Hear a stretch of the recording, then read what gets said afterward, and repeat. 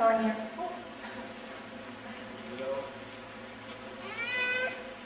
No. Okay. I play guitar. This is Sparkle. I play the accordion. And this is Leia, and she sings. And we're gonna play some songs. This one's called Jump on Trigger by Elliott Smith.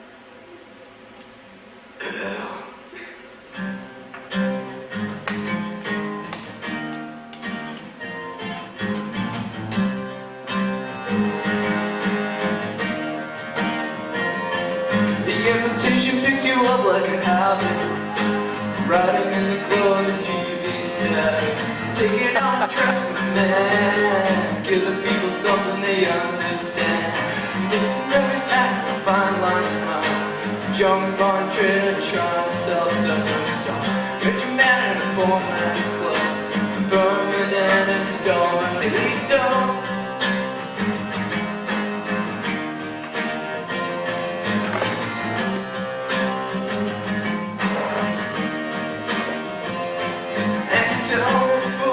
Tell it like it is. You walk on water and you checking into a small reality. The void is a drug you take to make it. Album used to laugh with broken crutch. The first true love that folded at the slightest touch. Brought down like an old hotel. Digging for the things that you said.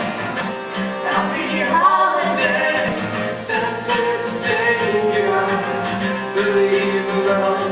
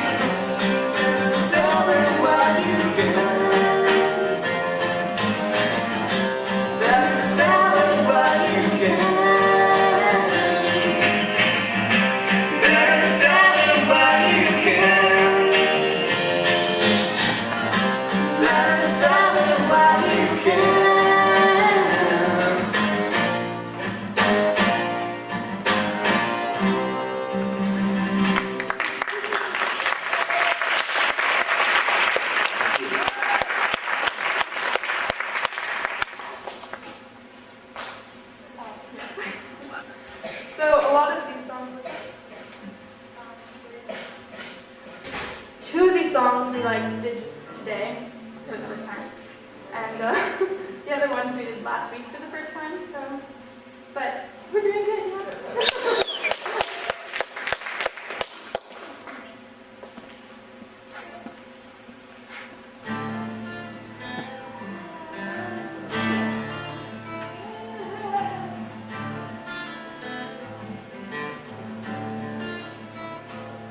Oh, the waves crash in, the tide pulls out, it's an angry sea, but there's no doubt that the lighthouse will keep shining out to warn the lonely sailor, and the lightning strikes and the wind cuts cold through the sailor's bones, through the sailor's soul, till there's nothing left that he can do except the rolling ocean, and I am ready for the storm. Yes, already I'm ready for the storm. I'm ready for the storm.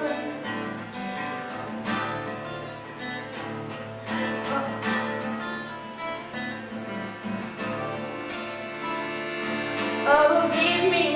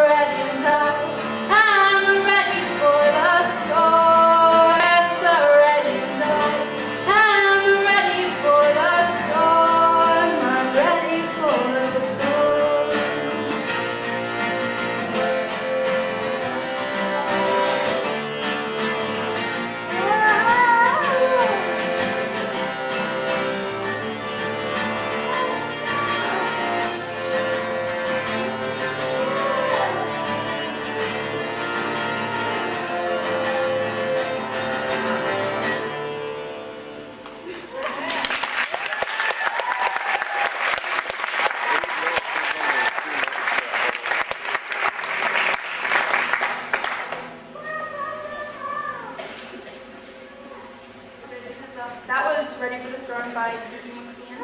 This is Norwegian Wood by the Beatles.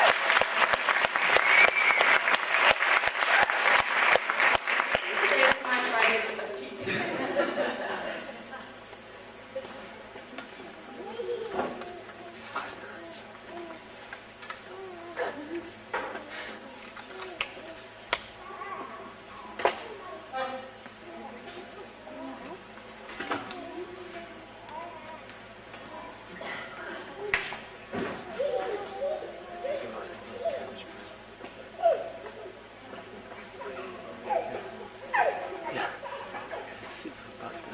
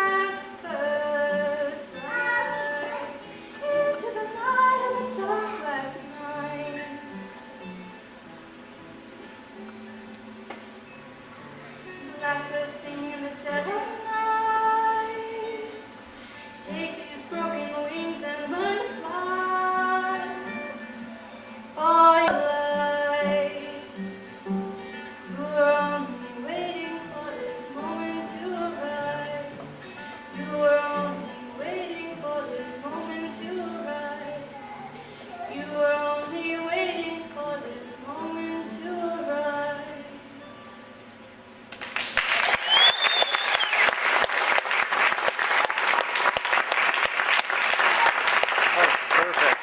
It's like 2 minutes. It's great.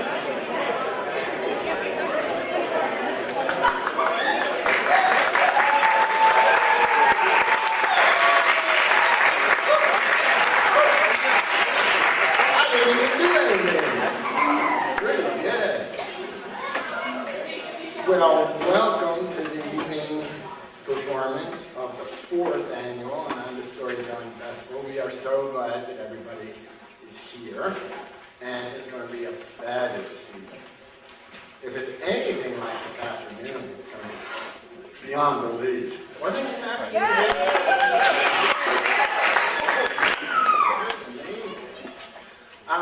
Before we start, my name is Tim Kretzman, for any of you who don't know me.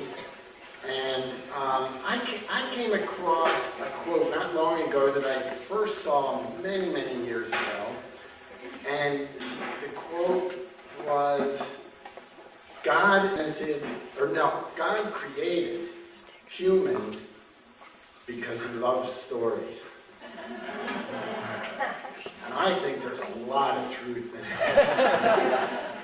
that. More so than Mark Twain's quote, God created humans because he was disappointed with the monkeys. I mean, there's some there, too, I'm sure. Just for those of you who are new, we will be having an intermission, and there are restrooms. Go outside, and it's to the right. And you can ask almost anybody that's around, and they'll guide you there. There is going to be food in the back. There's cookies and drinks back here. There's cookies and drinks in the back at intermission. If by any chance you feel that it was a ridiculously inexpensive evening, I would like to remind you that it is a fundraiser for our school, Living Wisdom School, and feel free to throw some more money at them. They would love it. They would love it. This is the 4th year, as I said, and we've got a lot of great stories tonight, so I'm not going to take up any more time saying the silly things that I've been saying. Could somebody hit the light switch for the fluorescence there? Excellent. Oh, now I can't see anybody. Our first storyteller missed last year. It's the first time he wasn't here, and he was one of the main impetuses behind starting the Storytelling Festival, and one of my all-time favorite storytellers, Mr. Tim Chums. Please give him a hand.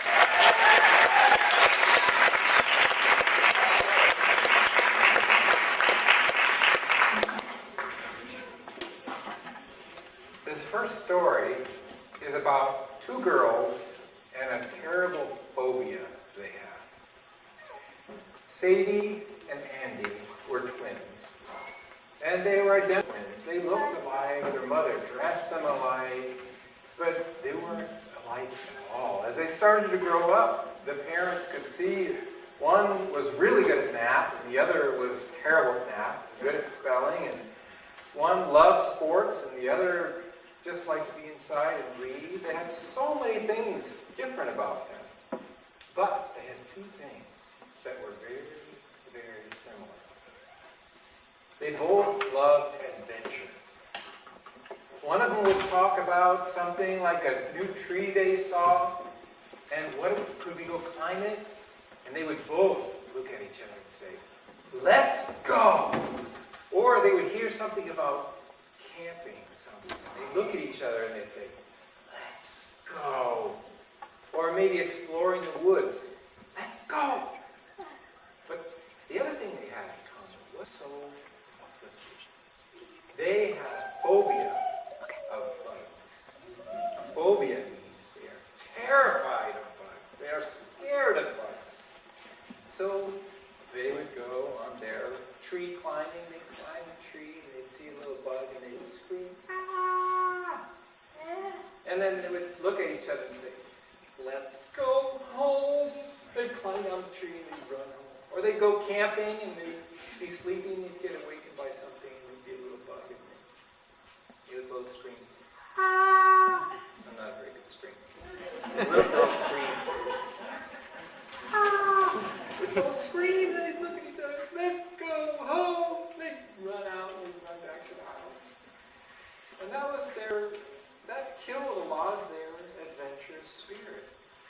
fact, it seemed that they were going to lose their let's go to the let's go home.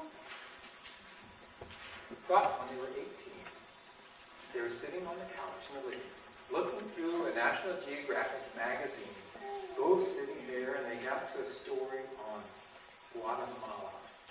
You never heard of Guatemala, but they looked at the picture, and they started reading. There were strange monkeys in Guatemala. And there were exotic butterflies, and there were giant waterfalls, and trees, tall trees, and there were pyramids in the water.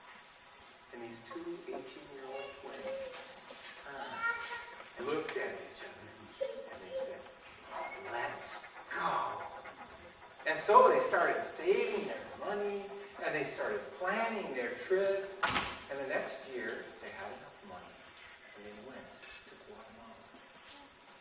And they saw howler monkeys. They got quite close to a family. They saw clouds of these cobalt blue butterflies flying in the rainforest.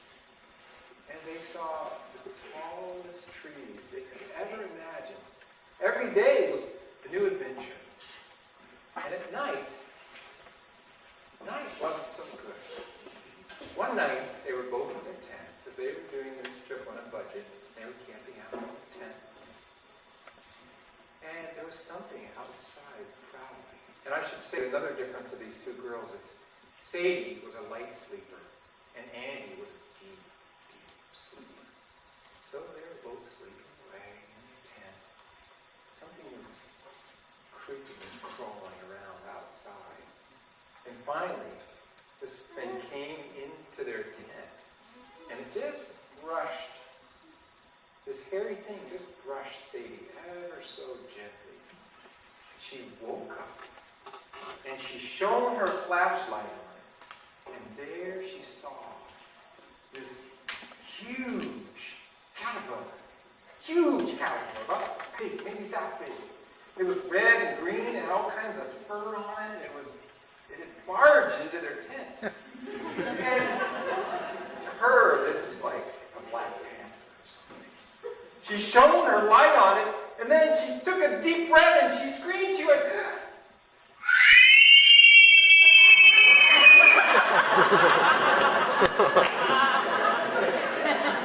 as loud as she could. She woke up her sister was sleeping deeply. And she had the flashlight and she was pointing at that terrible looking caterpillar. And the caterpillar liked it quiet and liked it dark. He looked up into the light. He raised his eyebrows a few times. He turned around and he walked out of the tent. And that was it for that night, but they were awake.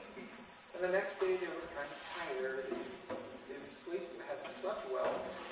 They woke up in the morning and they were talking about war, to go explore. They looked at each other and said, let's go. And the night before they had been saying, let's go home. With the caterpillar, they wanted to go home. But in the morning they said, let's go.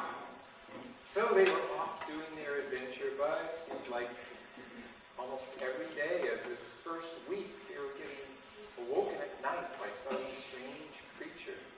And by the end of the week, Sadie especially was exhausted. And she said to her sister, why don't we rent a motel? You know, motel, clean, showers, nice bed, no bugs. Because we need to get some sleep. Because we're going to go see the pyramids. Remember the pyramids? We're going to go see those. So Andy, who liked to count money, she looked at their money and said, okay, we can afford it. So they went and they found this hotel. It was bungalows, really. Each person had a bungalow. And so they checked into their bungalow. It had a thatched roof, which is kind of like straw or something, and nice white walls, nice clean beds, and hot showers, and no bugs. And so they got clean, and that night they were laying in bed thinking of all the things they were going to do. And then the lights went out, and in the middle of the night, Sadie, this little rustling sound, it was real faint, but it woke her up. She went over, she turned on the light, and she looked over at her sister, and down the wall, next to her sister, was coming a 4-foot wide river of ants. Red ants going right onto her sister's bed, and her sister woke up to the ants crawling on her, and then they both screamed.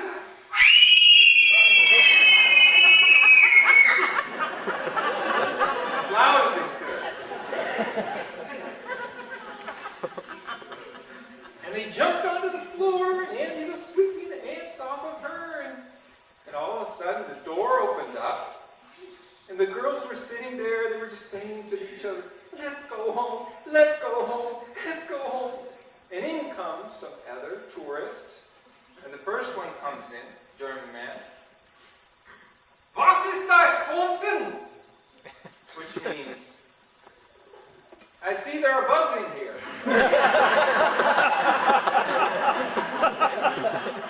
And the next, a little Italian woman pops her head in, and she said, "Che cosa che brutta?" Which means, I have bugs in my room, but I didn't scream like that. And then a French tourist comes in, and he says, "Mon Dieu, there are lots of bugs in here." Which means, oh my gosh, there are a lot of bugs in here also. And then an Australian fellow came in, and he said, "Crikey, and buying the red ants!"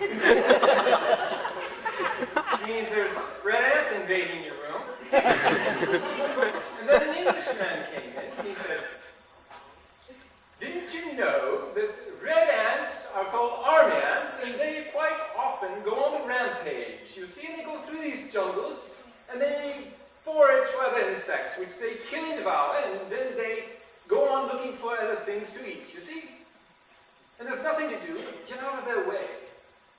And everybody looked at him and thought, oh, just supposed to get out of their way and let them run through our rooms? Precisely. And the girls looked at each other and said, "Let's go home tomorrow. Let's go home tomorrow. Let's go home tomorrow." And all of a sudden, something fell out of the thatched roof, onto the floor. And they all looked at it. Other things started to fall down. These big things were falling out of the thatched roof. And they saw the ants rush over and start eating these things. And they all stood in silence, looking until they recognized what was raining down out of the thatched roof. And then they all screamed really, really loud because it was raining big scorpions.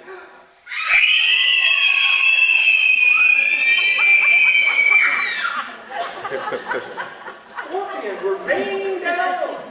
And Sadie reached over and grabbed her umbrella, opened her umbrella, and she stepped on the floor, and there with Andy, they were huddled together, and you could hear the scorpions raining down on their umbrella.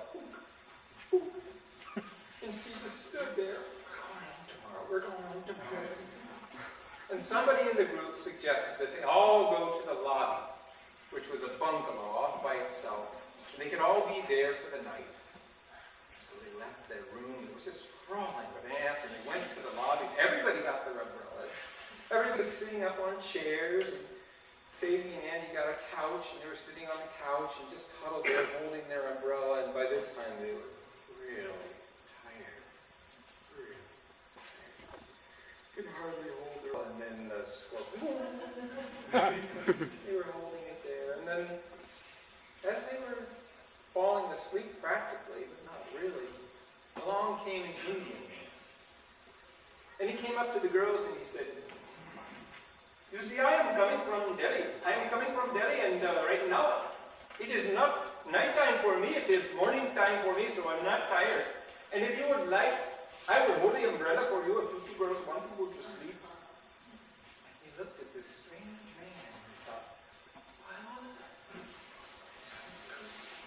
So he held the umbrella and the two girls slept there, huddled on the couch, and he held the umbrella so it wouldn't rain scorpions on them during the night. And in the morning, the girls woke up. They looked around and they saw the umbrella folded next to the chair where the man was sitting. No one else was in the room. The sun was shining brightly. They looked at each other. And they were thinking, we thought we were going to go home. It was a terrible experience last night. And then they heard a bus pull up. And they heard someone saying, I'm going to pyramids, we're going to the pyramids. And they looked at each other and they said, let's go! And so they went to the pyramids, and from then on, the phobia that Sadie and Ann shared through their whole childhood was gone. And from then on, let's go became more powerful than let's go.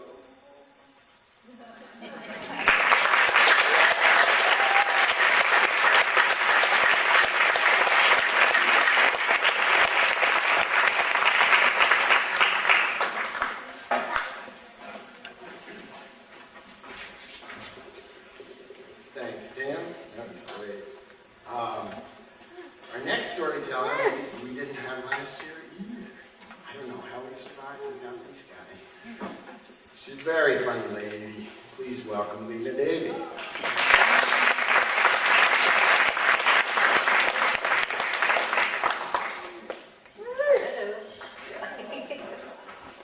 Good evening, everyone. It's a night for accents, and I have a true story to tell you called The Delhi Designer Drama, or If You Are Happy, Madam, I Am Happy. Okay, so I want to preface this by saying, first of all, Aismuya. From my mouth to God's ears. It's a true story.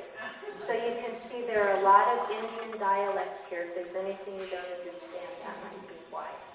And also to do my disclaimer saying India is a land of saints, holy people, holy cows, holy land. So this story is shared with you very much in that spirit. And I swear, from my mouth to God's ears, it's a true story. Okay? So I'm going to give you a little bit of background so we have something to build on. I was in India last fall, October, November, and part of the trip was business. My job assignment was to find a designer, find a printer for 2 brochures, one in English for America, one in English for India. 2 sides, full color, 6 panels, 3 folds. But one of the most important parts of this story is to have faded edges on the photographs. Okay, remember that because it comes up again and again. So, I want to ask first for a show of hands. Has anyone here ever driven in a taxi in India or in Delhi? Yes, okay, so understand what I'm talking about. Has anyone here ever driven in a taxi in India or Delhi and not lived to tell about it? Proves my point. Nobody raised their hands. Makes sense out of that. So I went to Magic Printers in the house of Delhi with my humble associate Indu, and was very glad to have her company because little did I realize what a 3-day adventure we were embarking on.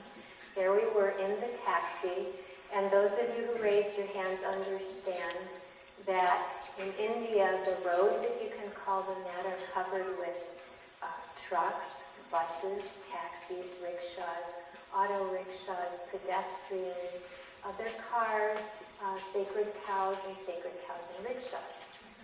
So there's a lot going on out there. And when you start to listen more closely to all the overwhelm, the overload, not to mention visually and what you can smell and just almost taste in the air, there's also the sound of the horns. The horns don't ever stop. The horns are always beeping on the roads in India. I don't know if I had gone into an altered state or if it was just plain white knuckle fear, but I started to think, this is so much like animal communication. The horns are mechanized animals and they're talking to each other. And then it becomes this great Leela, this great drama of beauty, and I started listening and trying to interpret, what is that horn saying? What is that horn saying? And you get to where, in this state of the white-knuckled superconsciousness, you can hear the different energies behind all the sounds. So one beat, I am here, please acknowledge me, is what that vehicle is saying. If it's two beats, things are accelerating a little bit. Okay, what does that mean? Excuse me, I think you are looking out your rear view mirror, but maybe you missed me on this side, because I think you are praying to the deities on your dashboard. Okay? And then it keeps accelerating. 3 beats. Oh, now you are in trouble, because I am changing lanes, whether or not you are in that lane. Okay, but here's the sound you don't want to hear, because it means your life is forfeit, and it's just this one low, groveling horn sound, usually from a vehicle much larger than you want to see in the mirror.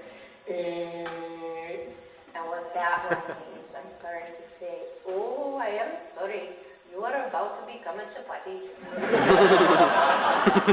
Or if you don't mind being fried, you will be papadum. Okay? So adding to that, here we are on our way into the bowels of Delhi. And if you are white-skinned and you're in a taxi and you have to stop at a stoplight, who approaches you? Not bugs, as in the preceding wonderful story, but beggars. And some of them are incredibly ingenious in what they're trying to sell you, something that you would more throw out rather than try to acquire. Remember one beggar, and they come to the window and not such pretty faces, or pretty faces, however they're working their little routine.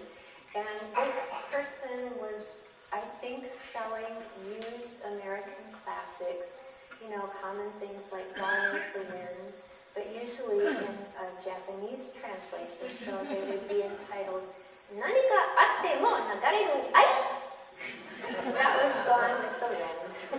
And we were soon gone with the wind. And finally, after 1 hour, we reach our destination in the bowels of Delhi, to the magic printers. Thank heavens. And of course, if you've been tested before in this world, you reach that plateau where you think it's over, and what we don't understand is, no, that's where it begins. So we go into the building, which right away, something was a little bit odd, because there were only 3 walls to the building. You think, an office building would have 4, but no. The front is completely open to all the drama and the dirt and the dust and the noise and the children and the cows and everything. There's only one broken down computer, and there's a whole family. The magic printer family is running this shop. I swear, from my mouth to God's ears, it's a true story. Okay? So there we are, and thank heavens for Indu, because no one spoke English. And imagine trying to deal with the subtleties of a printing job. You know exactly what you want. You definitely want faded edges on all the photos, which when that was translated to the middle of 3 brothers, who was the designer by some stretch of the imagination, he looked aghast and horrified. We have never heard of fading the edges of photos. Well, I'm not a designer, but I assume that was pretty much part of the course. So very early on, Indu asked if she could go pick up her children from school, and of course she would only be a half hour. Okay? Now, in India, if you have any experience there, you learn that truth is, it's very malleable, it's very much open to interpretation. There is no one truth. There are as many truths as there are mouths to speak it in their own way. So, okay, innocently, I said, that's fine. And an hour passed and 2 hours passed, and finally she showed up. The entertaining thing about the 3 walls of this building was that the magic printers did wedding invitations, okay, and also calendars of Ganesha. I can't do elephants very well, but some people are very good. Okay, I saw a lot of calendars and I looked at a lot of wedding invitations, and by the time Indu came back, that day was shot. So we called a cab, we go home, and I am undaunted because the designer had told Indu the next day for Madam he would have a translator, so we could get much accomplished. And of course, I believed it, right? You want to believe these things. I swear from my mouth to God's ears, it's all a true story, okay? So the next day, I called a cab from our ashram in Gurgaon, and I'm sure some of you know I speak of him in the highest regard, Hari Om, of the Hari Om Taxi Company. A very, very nice man, speaks some English. I said, Hari Om, I have to go to the bowels of hell. I don't know my way around. Please do not send me the driver who always gets lost and doesn't speak English. Okay, madam, okay, it's not a problem. I will come myself. Okay, an hour later I go down to meet the taxi. Who do you think it is? It's the driver who doesn't speak any English and always gets lost, because I had done that with him several times already. So I go up to my room, I call Hari Om and say, Hari Om, you said you were coming. I believed you. Where were, oh madam, I'm so sorry, this time I found myself.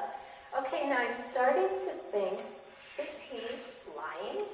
Is he delusional? Is he completely in denial of what had just happened? No. If you understand this incredible mystery in India, Hari Om is very saintly. He is one with the universe. He is one with all taxi drivers. And so they handled him. He did in fact come in the form of the driver who does not speak English and always gets lost. So I go downstairs the second time. I'm already late with 2 brochures to do. And as we explained, 2-sided, full color, 6 panels, 3 folds, and please fade the edges of my photos. Okay, very simple. So I go downstairs, and who do you think it is? A different driver, also channeling Hari Om, but one who does not get lost and speaks decent English. So off we go once again. We get to the magic printers, and yes, as they had said, there was a translator. I was not alone. However, how long do you think it took me to learn that the translator really did not translate? I swear, you know where that's going, right? Okay? Because I would say 5 sentences, and he would say 1, and not only that, he was directing the design. And I'm looking at what's coming. No, please, fade the edges of the photos. So here I am, not able to speak to the translator. The designer doesn't understand how to fade the photos. He makes a phone call. Everything they say takes 5 minutes, and 40 minutes later you're waiting for the 5 minutes to be over, because time is very different there. So another designer comes to teach the first designer how to fade the edges of the photos. Doesn't happen. A third designer comes in to train the second designer how to train the first to fade the edges of the photos. And the translator, air quotes, is explaining everything to me. Okay, it's getting a little exasperating. So I start walking around the 3 walls and looking at the wedding invitations. Everyone is so happy. Finally, in walks the father of these 3 sons, Mr. Magic Printer, I don't know another name for him. Very nice man, and you can't imagine how happy I was that he spoke English. The only problem was I couldn't understand him because he had so many teeth missing. These are the things that happen. But But he told me his entire life story, that he was newly retired from the Indian railroad system. He showed me and gave to me, in fact, because he saw I was distressed and thought this would be comforting, a picture of him when he first started work as a young man, and a picture of him when he newly retired with a much bigger smile because no teeth were in the way, and offering me two free passes to ride the Indian trains, myself and a companion. And you know, it was getting a little existential because I thought I came in just to see, can you please fade the edges of the photo, and here I am being offered railway passes. We were getting nowhere very fast, and in fact that was the end of that day. So luckily when I called for Vikesh, the cab driver, he did show up. Every now and then things go as planned, as you hope. Vikesh came. And as we were leaving the bowels of Delhi to go back to Gurgaon, I said to Vikesh, would you mind? It's been such a long day. I would so love if I could just lie down in the back of the cab. Okay, madam. If you are happy, then I am happy. I asked him to also turn on the AC. This is a big thing because, you know, you pay more for a cab with air conditioning than one without, and you learn quickly that that's a really a good way to spend your rupees. Oh, madam, if you're happy, I am happy. So off we go, and that day is shot to no faded edges on anything, anywhere. So the third day, again, I take the taxi, and it's Vikesh. Oh, madam, would you like to lie down? If you're happy, I am happy. So we were getting on the same page. He drives me into and through the bowels of Delhi. We get to the magic printer that's now starting to feel like home. There, my family. Somehow we've been through all of this together, and we're really bonding, but nothing's getting done. There's nothing getting done except I have railway passes now, and a lot of experience in cabs in India. And it was a very joyful time because this was right before the biggest holiday of the year in India called Diwali, the Festival of Lights.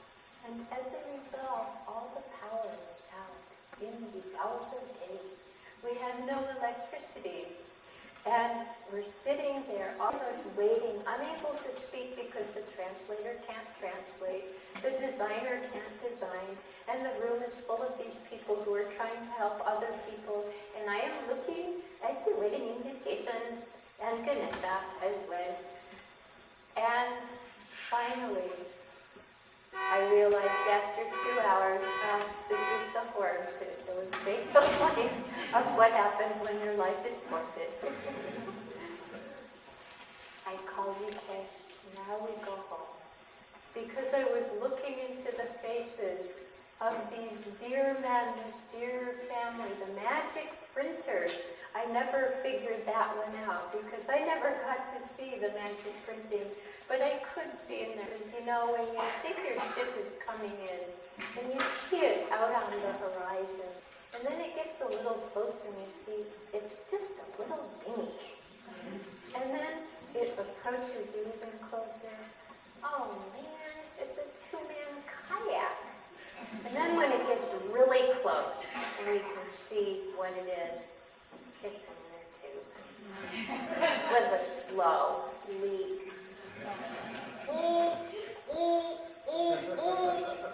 There it goes. Now you see I'm not great at sound effects because that was actually a rusty gate falling off the hinge. Anyway, I'll work on that. I have a year, I think, till the 5th annual storytelling. So it was kind of disheartening watching their faces that had been so hopeful. Here was a really good job for them. And it's sort of like you get a guidebook to go on a hike, right? And it lists them according to difficulty. Okay, there's easy, there's very easy, there's, are you kidding? So easy. Why is it even in this book? You hardly get out of the car and the hike is over, right? And seeing them, I could tell that, okay, we were on this trail together. We thought it was going to be easy, and then all of a sudden it gets really hard and you realize you've taken a detour. You're on a really hard trail and you can't find your way home. So I called Vikesh. Our drama was over. This drama was over, and I knew at that point that I was not coming back to Delhi the next day. Vikesh saying, if you are happy, madam, I am happy, was the answer, because that was the moral of the story, to be happy under all circumstances. And I swear to you, from my mouth to God's ears, it's a true story.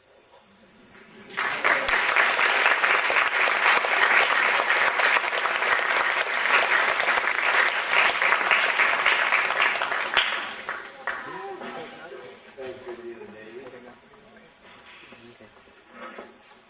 I'm not saying that means it's my part. A long time ago, the Emperor of India died, and he left his entire kingdom to his 13-year-old son, whose name was Akbar. Now, Akbar had a terrible time with fighting enemies all over his kingdom. But when at last peace shone over the land of India and Akbar was victorious, though still very young, Akbar ushered into the land a golden era. He allowed people of all faiths to worship in his country. He lowered taxes, and great prosperity ensued. And everyone, every race, every creed, every tongue stood equal before his throne. And because of the great prosperity that spread through the land, floods of treasure poured into the crown. It was an era of great rulers all over the world. In England, Elizabeth I ruled. In Spain, Philip II. In France, Henry IV. And when European visitors came to India during this time, they estimated that the wealth in one province of Akbar's kingdom, Bengal, was more than that of England and France put together. Akbar loved painting and poetry and architecture, and he went all over India to find the finest minds, the wisest men to bring to his imperial court to serve him there. Hundreds of men served in his imperial court, and 9 of them were so talented, so gifted, that the people called them Navaratna, the 9 jewels of the golden crown. Among them was a painter, Daswant, who had such skill with painting that when he painted a picture of flowers, bees would come and hover around and try to pollinate the flowers. Another one, Tansen was his name, was an incredible singer. And when he would sing a song, candles would burst into flame from the mystical power of his voice. Others in the Navaratna were great generals, architects, designers, philosophers, poets. But the one that the people loved the most, and who is Akbar's dearest friend, was his minister, or wazir. His name was Birbal. Now, Birbal was different from everyone else in the imperial court for 2 reasons. Number 1, he was not born of a noble family. He was the poor son of a poor Brahmin, in a small village, and the story of how he got into the imperial court is a great one that I'm not going to tell tonight. The second reason was that he was a Hindu, and everyone else in the imperial court was a Muslim. For a reason, many of the stories that have come down from the centuries about Akbar and Birbal concern plots that other members of the imperial court had against Birbal to get rid of him. And of course, he would always outwit them and win in the end. But the story I'm going to tell you tonight starts out in the imperial garden in a city called Fatehpur Sikri, which I don't think even exists anymore. But it was not too far from Agra. And it was a city that Akbar built because he wanted a new palace and a whole new palace complex. And it was hundreds of acres. And it was full of houses for his imperial court and his palace and a theater and all sorts of beautiful buildings. And around it all was this incredible garden. And Akbar and Birbal were walking through this garden one day. The splashing fountains, the huge shade trees, the beautiful flowers. And Akbar said to Birbal, "My friend, why is it that all the noblemen are so jealous of each other? They spend all their time plotting against one another when each of them has more than all of the common people put together." "Oh, my lord," said Birbal, "it is because the common man learns to live by his wit. He gains what he needs and he makes merry on that. Whereas your nobles fret all the time about losing what has been handed down to them in the first place." And Akbar said,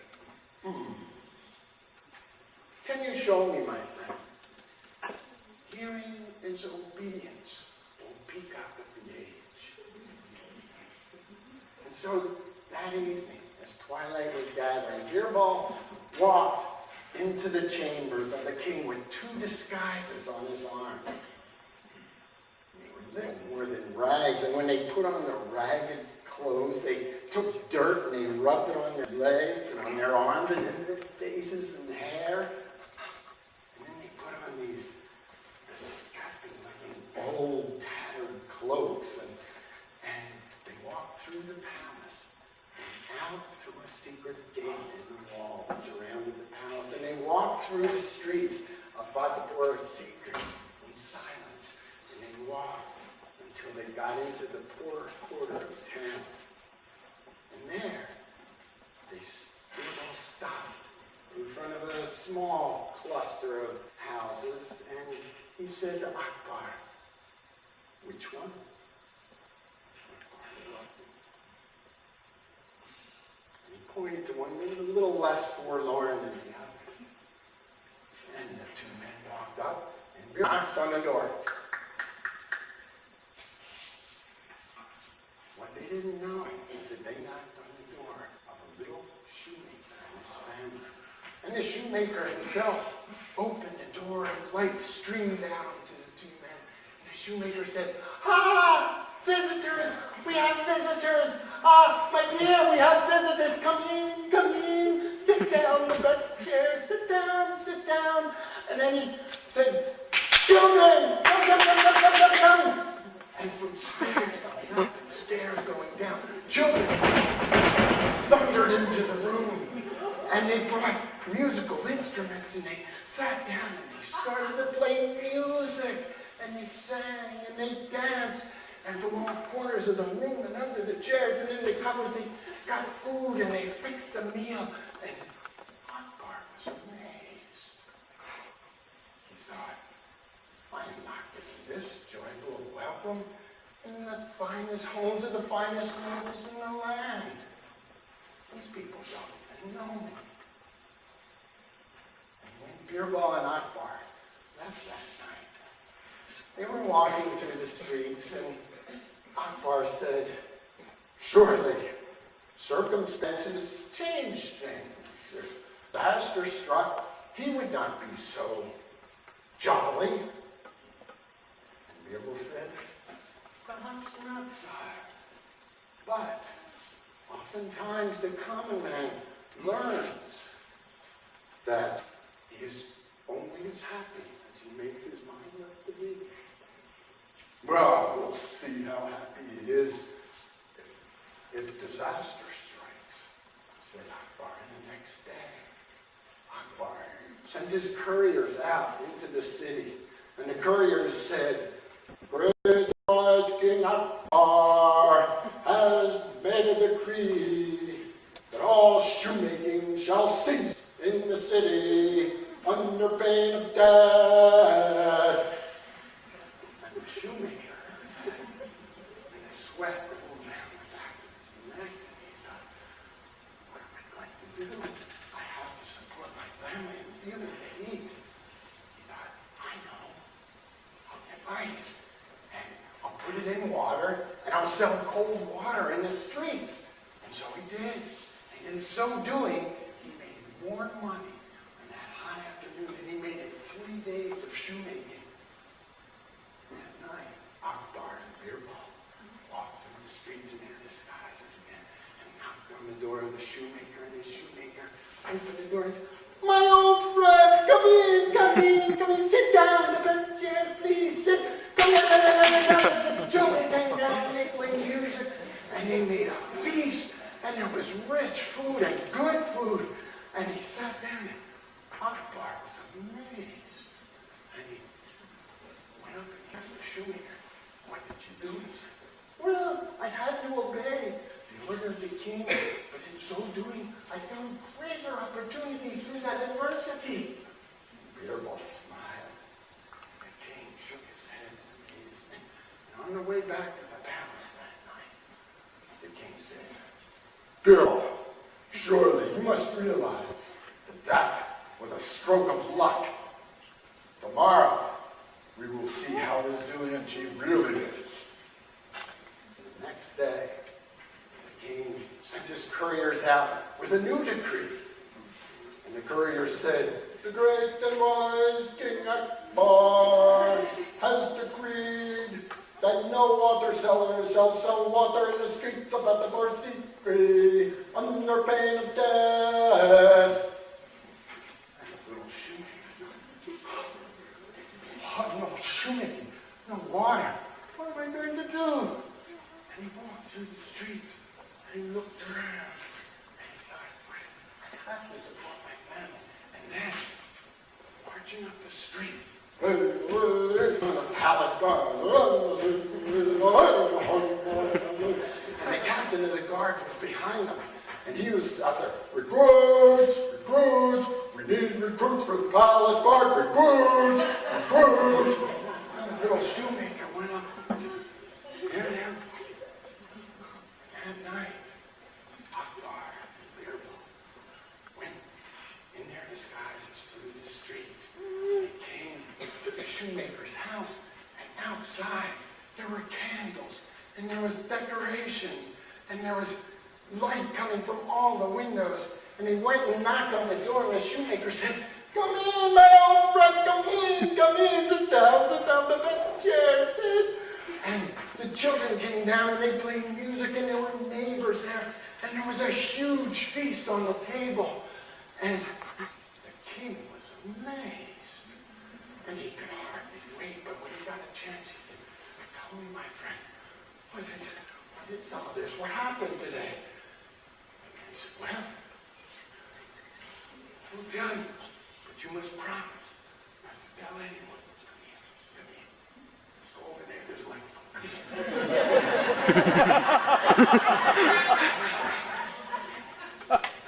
Today, I signed up in the palace guard.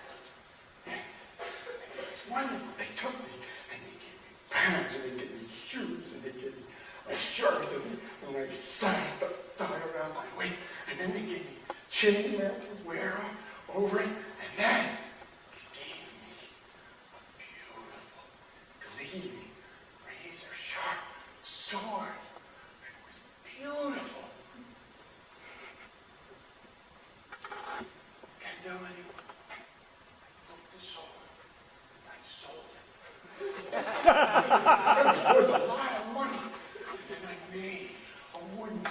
made the hilt exactly the same. And I kept the scabbard, and now I have a wooden sword. But look, we live in the middle of King Akbar's kingdom. Asgard, what use will I ever have for a sword? Don't tell anyone, please. Beerball laughed, and the king just shook his head and smiled. And when they were walking back to the palace, the king said, "You are right, Beerball. He is the wittiest man I have ever known. You are right. You have proven the point." And Beerball said, "Oh, my king, what do you want to think?" And the king said, "Okay, we will try it." And next day, the king gathered all of his imperial court, and he announced that he had decided to sentence to death his brother-in-law, Jaimal. Now the king thought it was generally a sound policy to keep all brothers-in-law on their toes. And so, Jaimal, he ordered, brought before them, and the palace guard came in, and they marched in and little shooting.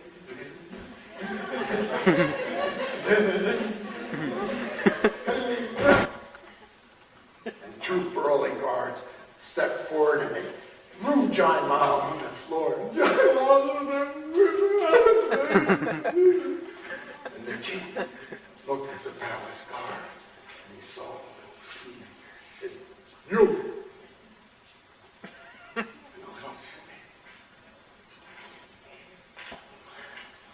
He came up. "Yes, sire," he said. "Cut off his head." Shoemaker began to drop beads of sweat. And he looked at Jaimal, and thinking quickly, he said, "Sire, this man is innocent." And Jaimal, and the king said, "No, he's not. Cut off his head." And the shoemaker, he's sweating. But,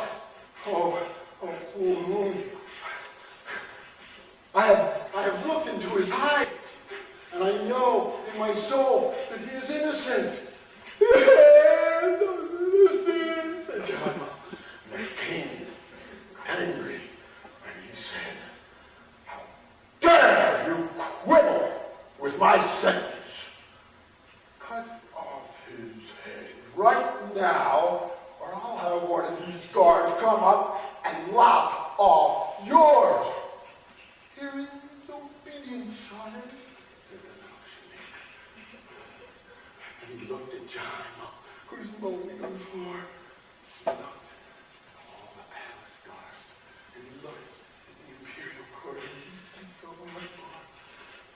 Put his hand on the hilt of his sword, and he took a step toward Jaimal, and then suddenly he fell to his knees and he cried out, "Lord of the universe, if this man is innocent as I deeply believe he is, turn my sword into one!"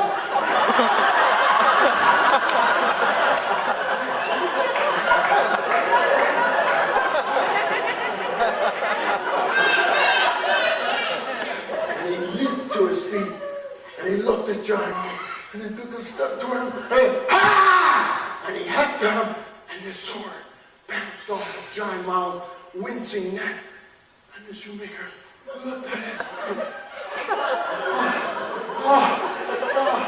Look! And all the nobles were saying, "Miracle, miracle, miracle!"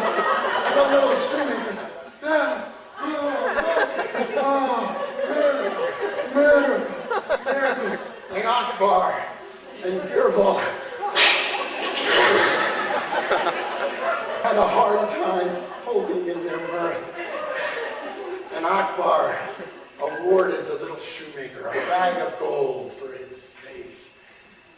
And he sent Jaimal staggering on his way, grateful for only a bruised neck. And when Birbal and Akbar had the first chance they got away into a private room, and they just started laughing and laughing and laughing until the tears rolled down their cheeks. And when they finally dried their tears, Akbar said to Birbal, "Well, my friend, what have we learned today?" Birbal said, "Ah, my lord, we have learned that the common man learns to use his head, while your nobles live in fear of losing theirs."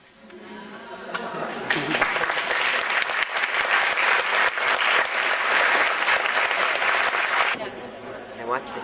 First the places. Okay, grab your seats and hang on to them. We got a couple more great stories. And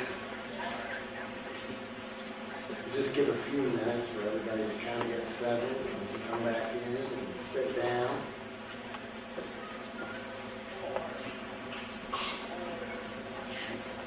Our next storyteller is a stalwart of the Storytelling Festival. He bends over backwards for us every year after year. Could somebody turn off the heater, please?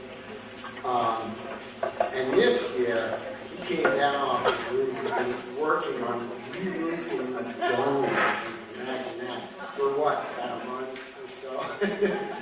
2 months? Yeah.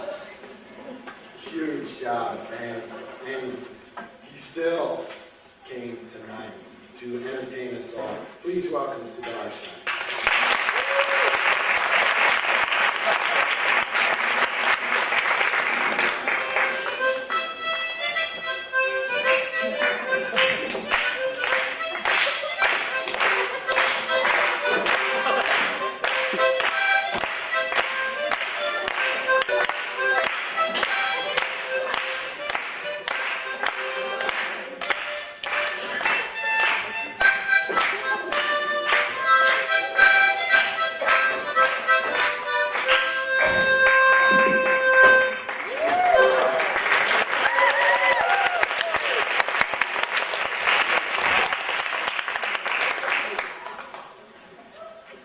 Imagine that you were one of those great bald eagles that live in this country.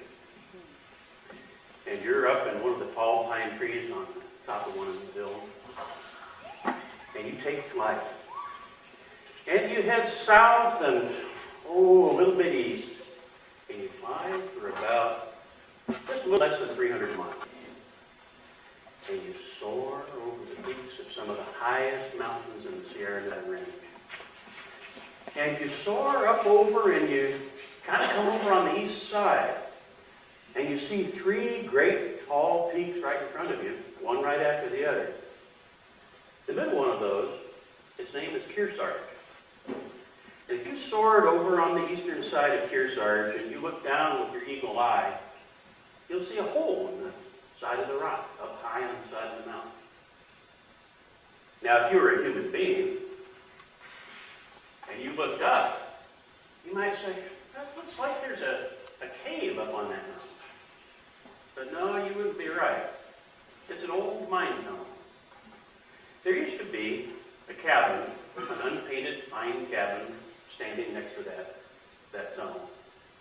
But a great avalanche of snow and rock came down and just swept it away. And that was a long time ago. That was at least 100 years ago now.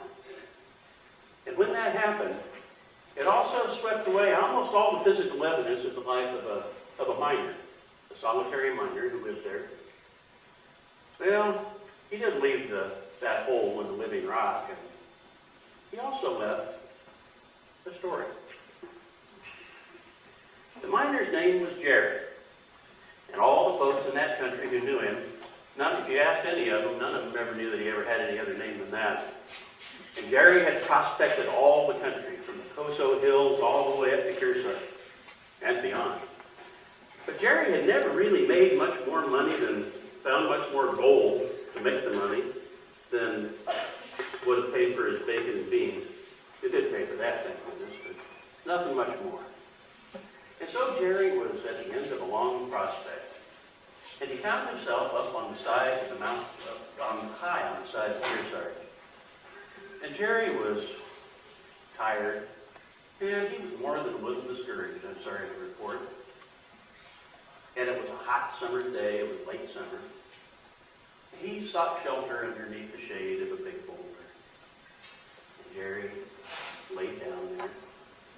And he started to get a little sleepy. And he got in that state between wakefulness and sleep. And his eyes were pointed out at this little patch of ground. You can see the grass stems growing up and the heather. And there was all the rock rubble that's usually around high in the mountains. And then a very queer thing happened. As Jerry was looking out there, a couple of stones that were kind of a crumbly gray looking thing, it seemed like they were calling to him. They were calling his attention. They grew a little bit bigger and they shrank down again. When Jerry told the story later, he said that the rocks winked at him. Anyway, his curiosity was aroused, and he got up, he roused himself up, and he got up and picked up one of these rocks and he looked at it and saw that it was all shot through with threads and flakes of pure gold. Well, you can guess that Jerry was very glad to see. And he jumped up and he looked and he found more of the gray rocks and he followed the trail up to a ledge where they had eroded from. And that red ledge was rich and deep. Well, it seemed now that Jerry was to have a mind of his own. And he dubbed it right then and there, the Golden Fortune. Now, Jerry had his hands full. He had his work cut out for him because it was late summer, you remember. And very soon at that high altitude, only a couple of months, the storms of winter could come. And in 3 months, the storms of winter would definitely be there. He had to build a cabin. He had to get a start on his mine. And so Jerry went down to the little town at the base of the mountain, and he purchased some material so that he could work the mine in a small way. One of the things he bought, very likely, was a shovel like this one. And you can see that in the days before electric welding, people put their shovels together with rivets, iron rivets. The blade of the shovel was made out of steel, but all the rest of it was made out of wrought iron because that was cheaper and easier to work. And he might have bought also a drift pick like this one. In fact, this one's so rusty it might have been the one he had, I don't know. But anyway, you can see that it's light. It's easy to swing, and you can work with it in the tunnel. But you can be sure that when Jerry went down to the store in that little town, that he was very vague about why he was buying these things and where he was going. Because Jerry had a fear that if other people learned about his good fortune, he might somehow lose it. And so it was that Jerry worked on his cabin, and he worked on starting his mine. And he built the cabin right next to the mine, and he built a little causeway in between the two. Covered causeway, and completely covered actually, so that when the storms of winter came, that he could work on the mine and not be bothered by the storms. Well, it took him a long time to do that. And by the time he got finished, or by the time he got a good start on it, he started to get kind of cold. It was warm during the day, but at night it was cold. And he woke up to the sound of the water tinkling on the ice that had formed on the cliff behind his cabin. Well, it so happened that one day Jerry was working away on his roof. No coincidence about me working on my roof. He's working away on his roof. And he was so involved in all the things that he had to do. He just had to get done before winter came. And he was preoccupied so much that he didn't notice that a man had come up the trail that was way down below his cabin. And he didn't notice that until the man hailed him. And Jerry, when he saw this man, came down off his roof and he went down to meet the man on the trail because he didn't want this man also to know exactly the nature of his good fortune. And as Jerry was walking down to see the man, he noticed in the back of his mind, if you know how that is, sort of in the back of his mind, he noticed that the man wasn't dressed very well to travel in the mountains, and he didn't seem to be prepared to spend the night out in the cold. But that was in the back of his mind, because in the front of his mind, of course, you can imagine, Jerry was thinking about how to get the man along the trail as soon as he could. And so as he came up to the man a little closer, he realized that he saw that he was a young man. He was a strapping young man.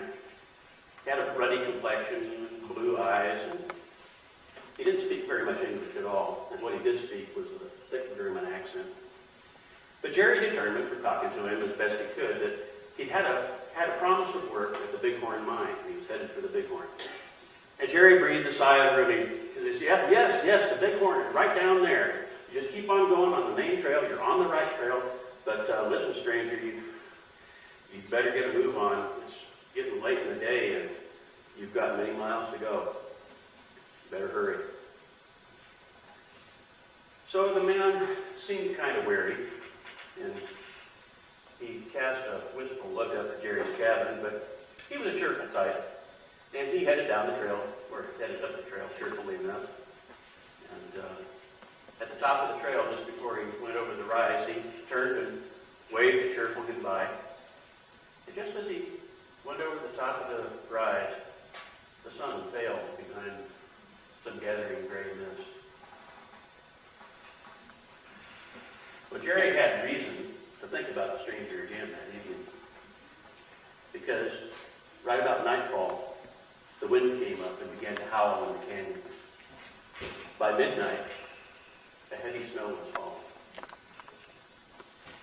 Next morning, Jerry got up and found the snow was still falling, and he ran out along the trail. He went as far along the trail as he thought he could, as far as he dared, looking for any sign that the stranger might have turned back and was looking for shelter or something, but he couldn't find anything.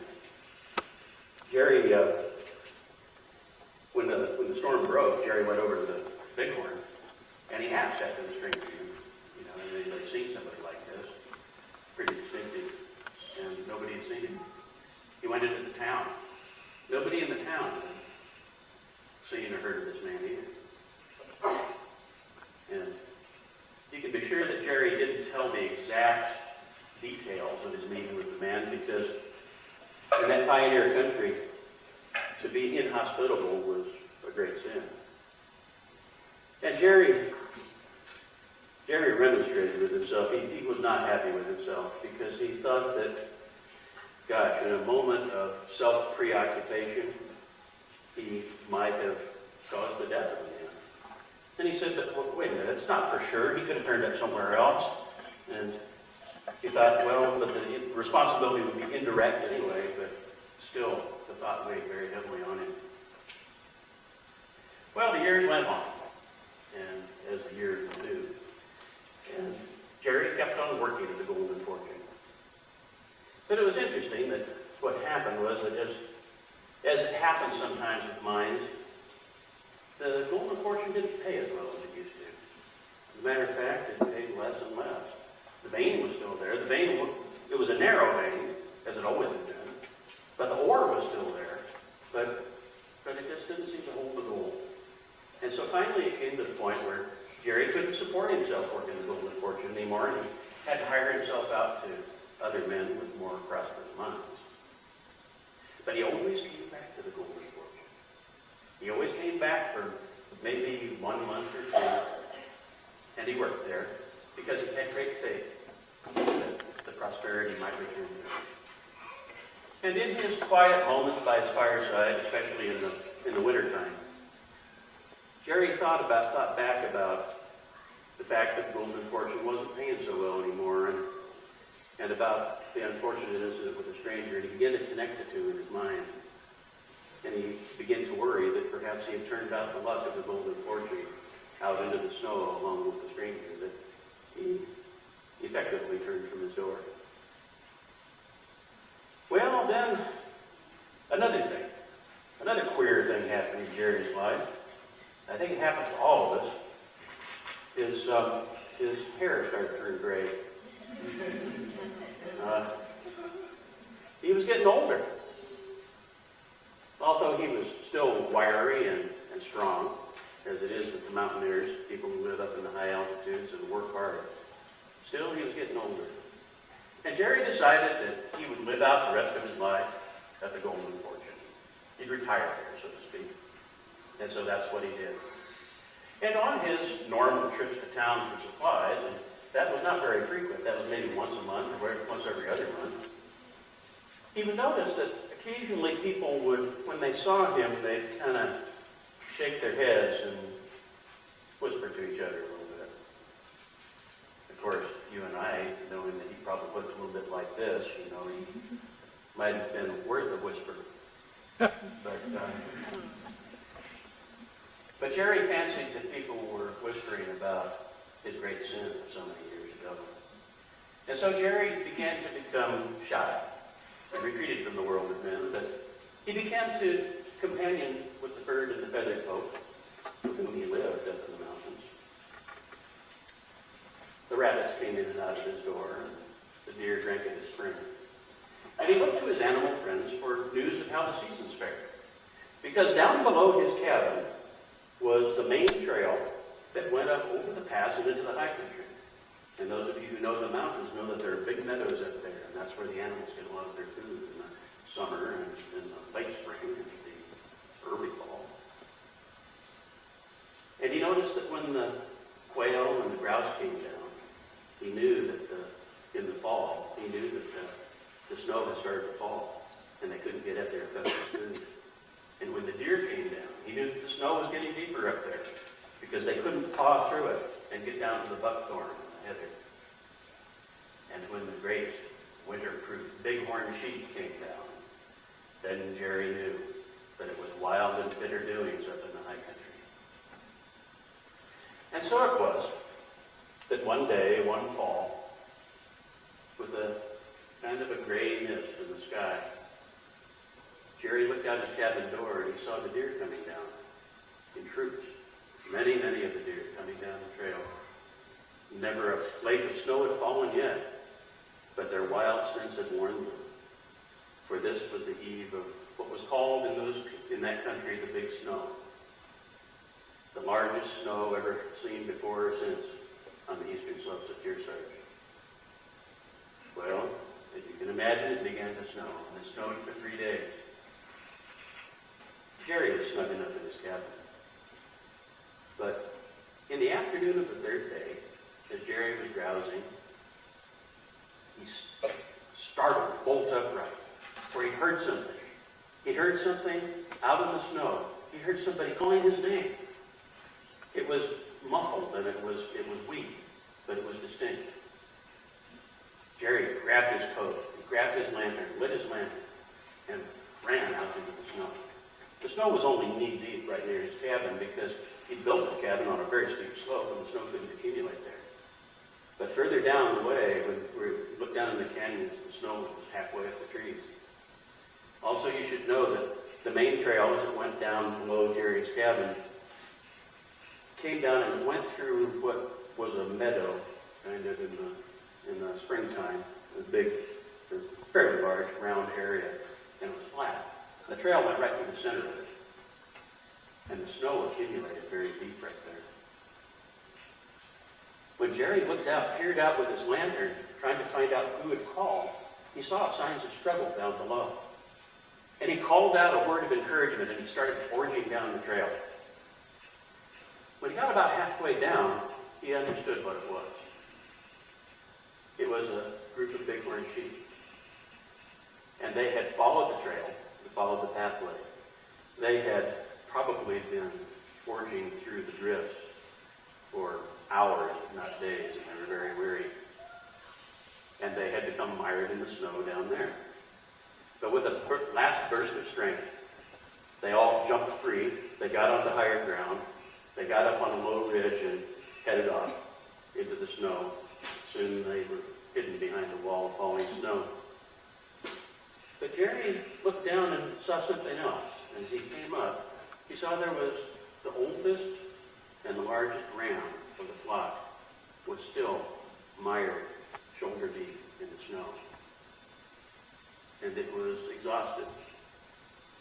And it had that look of quiet dignity that the animals get when they're meeting their fate, and perhaps their doom. And Jerry waded down to the big horned sheep. And it was a little easier going because the other sheep had broken up the snow there. And he got right next to it. And he laid his shoulder against the shoulder of that sheep, where he felt his heart beating with certain fear. And Jerry pushed. Jerry's feet knew the feel of that trail, even through the snow, just as well as his feet knew the floor of his own mind. And that ram probably weighed more than he did at that point. But after a bit, the ram started to sort of get the dim notion that it was being helped, and it sort of cooperated after a fashion. And little by little, bit by bit, they got up to the top. They got up to that low ridge where the other sheep had taken off. But the ram just stood there. Jerry understood that it was probably exhausted. The snow had covered the trail of the other sheep. Jerry looked up at his cabin and he considered he didn't have anything up there that would serve for sheep food, and he knew the thing needed to eat. He thought the only hope for it was to get it down to lower elevation where it would have some fodder to eat. And so, Jerry pushed again. And down they went, down the canyon, down the trail. Sometimes Jerry was almost bodily lifting that sheep. Other times, the great horns of the sheep were the only thing that kept him from falling into the snow. But little by bit, they got down, they crossed the creek, and they got to the place where the wild cherries and the alders that were by the creek were not smashed down completely by the snow, but they formed kind of a canopy, and you could walk under that. And the sheep lowered its horn, got down in there, and walked away. Didn't turn around and look, just calmly and nobly accepted this new chance of life, just as it had recently accepted the chance of death. And now it was Jerry's turn to be exhausted. He was an old man, and he worked hard. He found a pine tree that gave some shelter from the falling snow, and he leaned up against the trunk. And he was so weary that he was dozing on his feet. And Jerry told himself, he said to himself, if I sleep, I shall freeze. But somehow, on this unusual and strange night, that idea didn't seem so bad to him. But very soon, a dark shape appeared just beyond the pine tree. And a voice called Jerry by name. And a hand reached out of the dark to put itself on his shoulder. And somehow, on this strange and wonderful night, Jerry wasn't too surprised to see in the dim lamplight the face of the blue-eyed stranger. And Jerry looked up at him and said, I have expected you long. And the stranger said, and now I have come. And Jerry searched into his eyes with his own and he said, have you brought back the luck? And the stranger smiled, and he reached out his hand as if to help him, and said, come and see. And so Jerry leaned his body against the shoulder of the stranger, and together they made their way back up towards the cabin. And Jerry said, do you hold me any ill will for what I did? And the stranger said, no. I have wished it undone many times, said Jerry. By what I've done tonight, I hope to repay it. And the stranger said, by what you've done tonight, I am repaid. And Jerry said, but it was only a sheep. And the stranger said, it was one of God's creatures. And so they made their way back up the trail towards the cabin.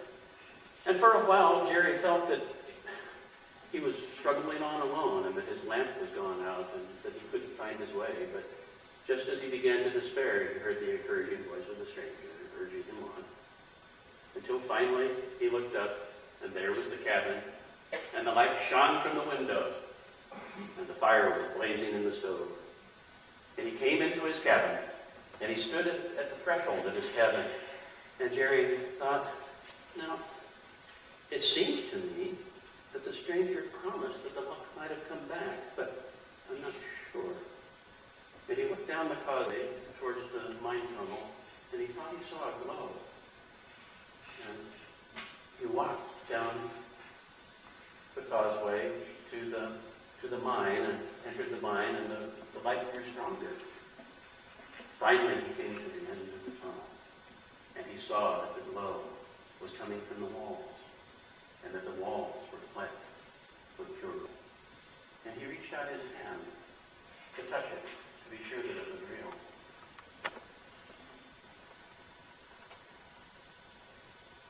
When the storm abated, the people in the town thought of Jerry and wondered how he fared. And when they could travel, a group of them decided to go up and see.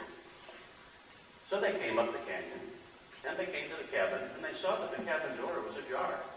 And so then they went in, and the fire in the stove was out. They went down in the tunnel, and they found Jerry, and it looked as if he was sleeping, and he had a big, bright smile on his face. And the people sighed, and they looked around, they looked at all the mine, and they said, it's a worthless mine. But he loved it. And then it seemed as if 2 or 3 people had the same thought at the same time. And they looked at each other and smiled. And they got some powder, and they made a blast right in the center of the tunnel, and brought down a curtain of rock. And they left Jerry there with the golden fortune. And as the people made their way back down the trail, back to the town, a great bald eagle up on the bluff above Jerry's cabin took off and flew out towards the canyon and finally disappeared in the blue of the sky.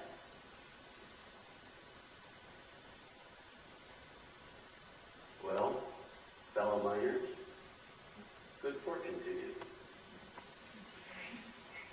And if you enjoyed this story, perhaps you'd like to investigate others by Mary Austin, a great collector and teller of Western stories.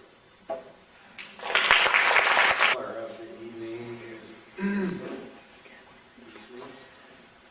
a man who has been at every storytelling festival, and I'm amazed that he has, because he comes from Santa Rosa every time we have it, and comes to share his great talent with us. Please welcome Isha.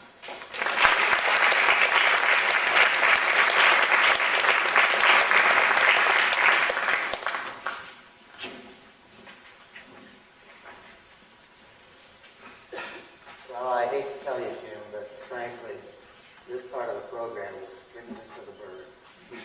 No, seriously. It's for all the birds. It's for the eagle on the top of the flagstaff when we salute the flag. It's for the dove in the center of the circle of joy symbol.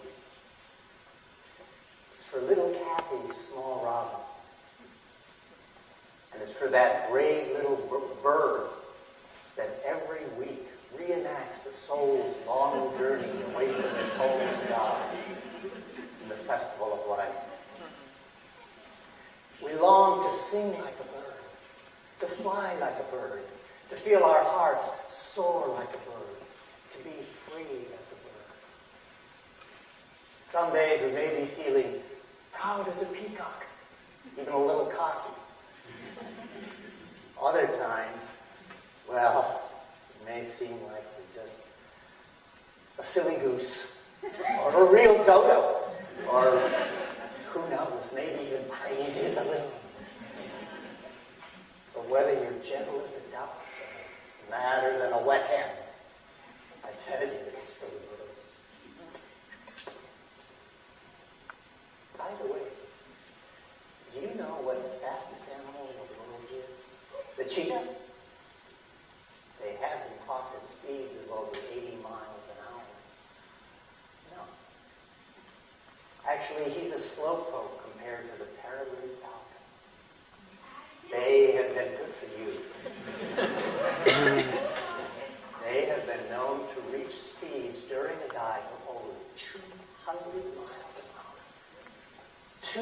100 miles an hour. Where does that kind of speed come from? From the greatest bird of them all, Garuda.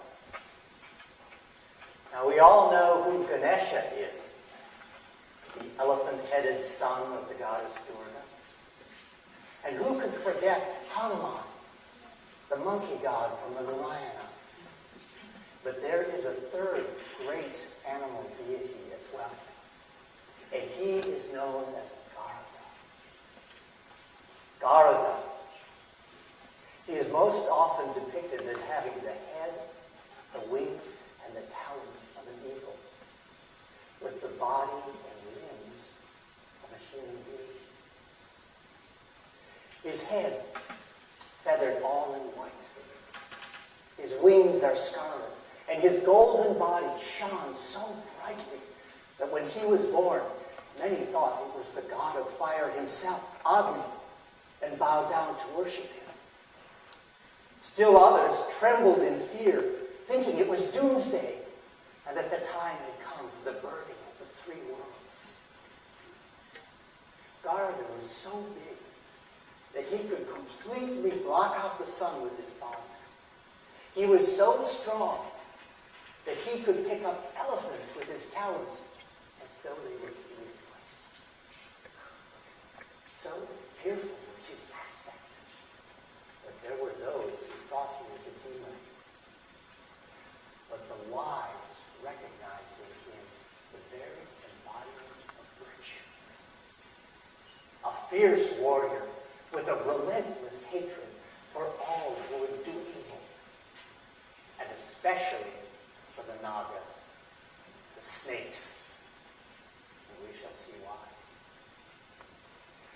Garuda's father was none other than Kashyap, one of the 7 rishis. His mother was Vinata, the younger of Kashyap's 2 wives. Kashyap's other wife was Kadru. Now Kadru and Ananda were bitter rivals. They simply could not stand each other. When one of them spoke, the other was certain to contradict her. If one said, "The sea is blue," the other would say, "Surely it is green." If the other said, "Ah, how warm it is today," the first would complain about the chill in the air.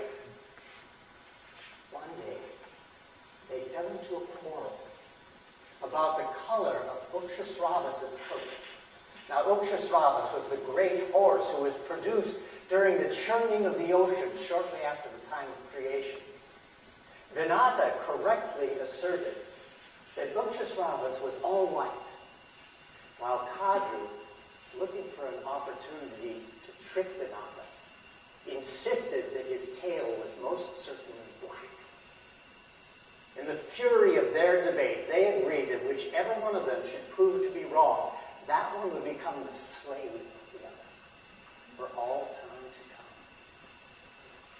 When they went to seek out Ukshasravas, Kadru was accompanied by all of her sons, 1,000 strong, and every one of them a Naga, a saber.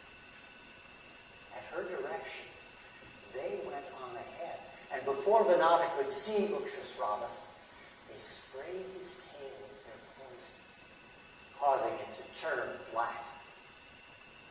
Having deceitfully won the debate, Kadru immediately had Vinata seized and dragged down to the nether regions, Patala, there to be bound and tormented by her serpent sons. It is said that Garuda was born at the very moment of her imprisonment. Now Garuda was told that it was his duty to protect the serpents, and having no reason to think otherwise, he did so. Well, more or less. But he was awfully big, and he was hungry most of the time, and if a snake or two were to disappear from time to time, well, there were so many of them that no one ever really noticed. But more than that, the sight of his own mother suffering in bondage was more than he could bear. There grew in Garuda a great hatred for the injustice that was being perpetrated on Vinata by the snakes. At last he could stand it no longer. "Hey, you snakes," he said. "What do you want for my mother's freedom? Tell me what your price is, and I will bring it to you." Said the snakes as if with one voice. "You really want to buy your mother's freedom? Are you thinking you will break the bonds for slavery? Well then, all right. Bring us the water of immortality, the sacred Amrita, the nectar of the gods. Bring us the cup of Amrita. We will set your mother free." Without hesitation, God agreed. After receiving careful instruction from his mother, he set off with great speed to the celestial mountain where the sacred Amrita was kept. Even before he left, however, word of his quest had reached Indra, causing great panic among all the gods. If the snakes were to obtain the sacred Amrita, well, they would become invincible. God must be stopped. Immediately, they caused a great ring of fire to completely encircle the celestial mountain. Fanned by the wind, there grew a great wall of flame clear to the sky. As Garda approached the flames, he felt the intense heat. He turned, and mocking the wind with the speed of his flight, he dove to the earth, scooping up an entire river with his great thirsty beak. Again and again he dove, scooping up river after river until there was none left for miles around. Then he wheeled and soared high above the flames to the very top of the sky. Turning, he opened his great beak and poured forth an enormous torrent. Round and round the mountain he flew, dousing the flames with the water until there remained not a single ember. Then on to the mountain flew Garda, bold and fearless. There he discovered a round opening, a doorway. In the center of the doorway was a great wheel. On the spokes of the wheel were razor-sharp spikes.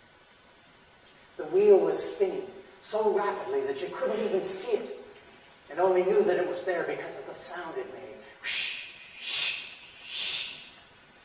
So fast did the wheel turn, and so hard and so sharp were those spikes that nothing and no one could pass through that doorway without being utterly destroyed.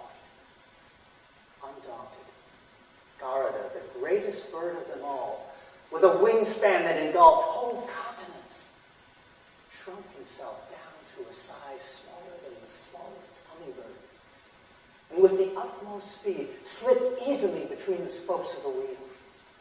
Its spell broken, the wheel vanished. Once inside the cave, Garda found himself confronted by yet another obstacle in the form of two fire-breathing dragons set there by the gods to protect the sacred Amrita. Bringing himself to his full size, Garda began to flap his wings. Faster and faster, harder and harder, until their enormous force, like a great gale, filled all the cave with dust and dirt, completely blinding the serpents so that they couldn't see at all. As quick as lightning, Garda attacked, cutting them to pieces with his sharp beak. At last, cup of Amrita, the key to his mother's freedom, was his. No sooner had he left the mountain, however, than he found himself face to face with Indra, the king of the gods, determined to keep the Amrita from reaching the snakes. Turning to avoid him, Garda found himself set upon by all the other gods who had been waiting in ambush. Never had the heavens seen such a battle as was fought that day. Swooping and soaring, pecking at their eyes, clawing at their bodies, Garda was everywhere at once.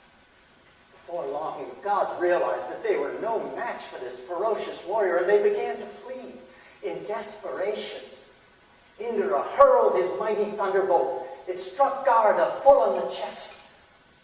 A great crash thundered through all the air. A blinding light filled every corner of the firmament. The gods flung themselves on the ground, covering their ears and closing their eyes. last they begged to look up, there stood God, blazing like the sun. Indra's thunderbolt lying spent at his feet. Garda clutched the cup of Amrita in one of his talons, and spreading his enormous wings, lifted effortlessly off the ground. None could defeat him. Nevertheless, Indra followed him to the nether regions, catching up to him just as he reached Patala and whispered something in his ear, then vanishing from sight. Garda delivered the sacred Amrita to the snakes, fulfilling his pledge and thereby ensuring his mother's freedom from slavery. As the two of them left Patala, Garda turned and spoke. "O you snakes, hear me. Though you crawl in the filth like vermin and have no respect for ceremony, yet even you should fear to drink this sacred nectar without first purifying yourselves by bathing in pure water." The snakes, stung by his insults, and fearful of the consequences should they do otherwise, hastened off to bathe themselves.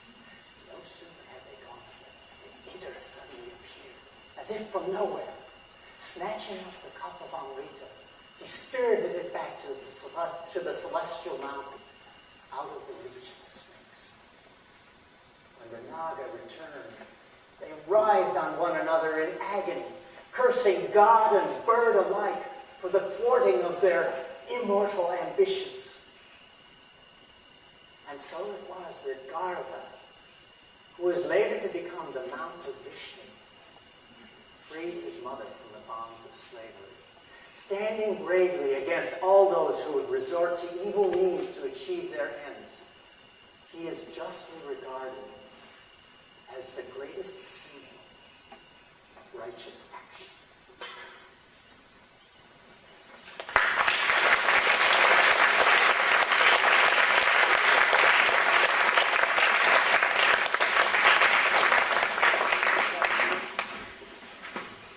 Thanks, Ishak, and thank you all for coming.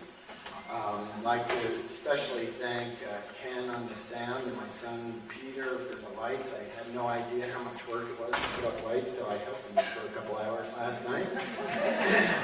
And for Sylvia and the school staff, and for all of you for coming, and all of our storytellers. Let's come all.